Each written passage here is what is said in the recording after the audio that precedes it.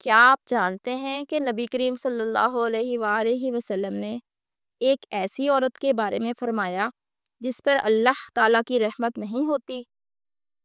ایسی کون سی خصلت ہے جو اللہ کی ناراضگی کا سبب بنتی ہے؟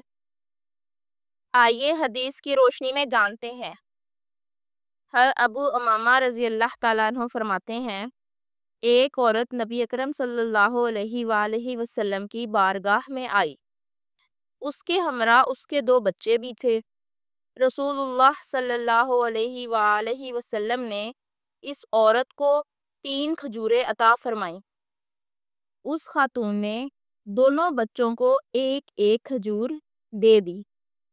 پھر ایک بچہ رویا تو اس نے تیسری کھجور بھی توڑ کر آدھی آدھی دونوں بچوں میں تقسیم کر دی اور خود کچھ نہ کھایا۔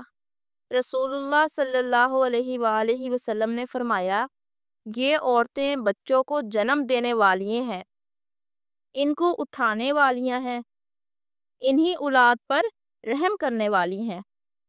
اگر ان میں شوہروں کی نافرمانی کا عنصر نہ ہو تو ان میں سے عبادت گزار عورتیں سیدھی جنت میں جائیں گی۔ مستدرک امام حاکم، حدیث نمبر 7332۔ حضرت عبداللہ بن عمر رضی اللہ تعالیٰ عنہما فرماتے ہیں کہ نبی اکرم صلی اللہ علیہ وآلہ وسلم نے ارشاد فرمایا، اللہ تعالیٰ اس عورت پر نگاہ رحم نہیں کرتا، فرماتا جو عورت اپنے شوہر کی شکر گزار نہیں ہوتی، کیونکہ عورت اپنے شوہر کے بغیر گزارا نہیں کر سکتی۔ مستدرک امام حاکم، حدیث نمبر 7336۔ حضرت اشعث بن قیس رضی اللہ تعالیٰ عنہ فرماتے ہیں، میں حضرت عمر بن خطاب رضی اللہ تعالیٰ عنہ کا مہمان بنا۔ آپ نے ایک رات اپنی بیوی کو مارنا شروع کر دیا۔ پھر آپ رضی اللہ تعالیٰ عنہ نے مجھے آواز دی، اے اشعث۔ میں نے کہا لبیک۔ آپ رضی اللہ تعالیٰ عنہ نے فرمایا، میری 3 باتیں ہمیشہ یاد رکھنا، یہ میں نے رسول اللہ صلی اللہ علیہ وآلہ وسلم سے یاد کی ہیں۔ کبھی مرد سے یہ نہیں پوچھنا کہ تم نے اپنی بیوی کو کیوں مارا۔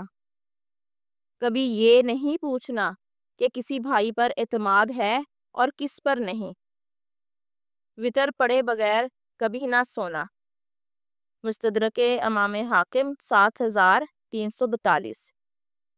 یہ بات صرف عورتوں کے لیے ہی نہیں بلکہ ہر مسلمان کے لیے لمحہ فکریہ ہے۔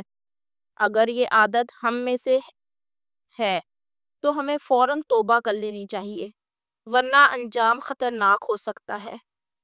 اللہ ہمیں ایسی تمام عادتوں سے محفوظ فرمائے جن سے وہ ناراض ہوتا ہے۔ آمین۔ اگر آپ کو یہ ویڈیو فائدہ مند لگی ہو تو ضرور شیئر کیجیے گا اور اس چینل کو سبسکرائب کرنا نہ بھولیے گا تاکہ دوسروں تک بھی یہ پیغام پہنچے۔ جزاکم اللہ خیرن۔ السلام علیکم ورحمۃ اللہ۔